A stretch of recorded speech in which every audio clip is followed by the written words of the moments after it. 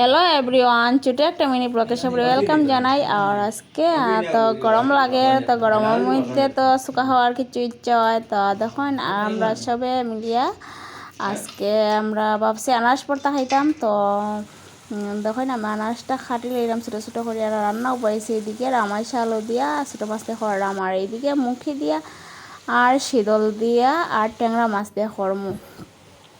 আর তারপরে তো দেখুন আমরা আনারস ভর্তা করে লইলাম। আর আজকে লকেল মুরগির মাংস খাইমো আমরা। এখন তো মাংসটা রয়েছে এখনও আর কি আমার হাজব্যান্ডে লইয়া আইরা, আর আমি এদিকে রান্না বাকিটাই আমি আটাইয়া রাখি লইলাম।